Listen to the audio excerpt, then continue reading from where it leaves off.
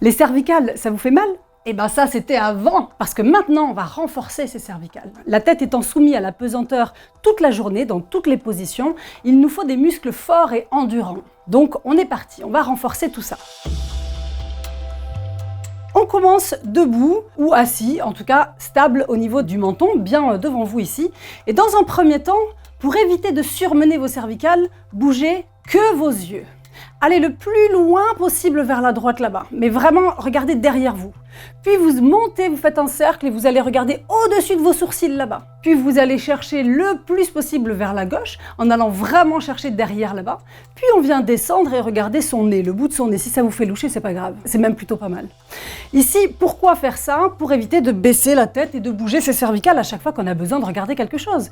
Quand on regarde son téléphone, on n'a pas besoin de baisser la tête, on peut juste baisser les yeux. Et donc vous faites 3-4 cercles dans un sens et faites aussi dans l'autre sens. Et venez vraiment aux antipodes de ce que vous pouvez faire, au maximum. Venez étirer vos muscles occipitaux.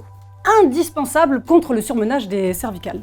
Bien, une fois que vous avez bien bougé vos muscles occipitaux, qui font partie des cervicales, donc plus on vient étirer un petit peu les muscles des yeux, moins les cervicales tirent, donc ça c'est déjà pas mal. Vous pouvez prendre un coussin, vous munir d'un coussin qu'on va venir placer contre le mur et venir déposer sa tête comme ça. Alors c'est très étrange, mais vous allez voir que ici, évidemment la pesanteur étant différente, on vient renforcer les cervicales ici. Donc plus ou moins près du mur, évidemment plus on est loin du mur, plus c'est dur parce qu'il faut vraiment repousser ici avec ses muscles. Si c'est trop intense, on se rapprochera du mur et chacun ici choisit son placement et on vient rester ici. Alors on peut faire des tout petits oui, et alors attention, on fait des oui en allant chercher vraiment le double menton ici. On va pas surtout pas avancer le menton, au contraire, on veut sentir ici qu'on vient s'enfoncer dans le coussin et on vient monter ici. Et donc ici, on vient rouler ici et donc renforcer toutes vos cervicales. Et puis on peut aussi juste rester ici et travailler cette pesanteur-là. Donc ça, c'est le premier exercice. On fait pareil sur le côté. Donc évidemment, le pied ici peut être soulevé ou vous fléchissez celui-ci, mais on reste toujours en oblique par rapport au mur. Et ici, alors on va pas faire des oui ici, on va pas faire on va rien faire. On va juste rester statique et venir travailler la pesanteur, donc venir travailler plutôt les muscles sur le côté, les rotateurs également. Bien sûr, vous faites l'autre côté. Et ensuite, on va travailler sur le devant. Donc pour cela, vous allez utiliser un petit coussin ou une chaise avec un coussin dessus. Et vous allez venir placer votre front dessus. Alors on pourrait se mettre à 4 pattes, donc faire un vrai 4 pattes, déposer sa tête sur le coussin et relever ici les bras. Et donc ici, bien sûr, vous allez travailler tous ces muscles-là, qui sont quand même très importants puisque c'est contre le double menton.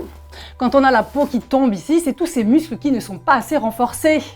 Donc, mettez la tête dans le fauteuil et venez ici renforcer vos muscles. Donc ici, on peut garder les bras ici ou même carrément mettre les bras le long là-bas. Comme ça, en plus, on travaille ses triceps.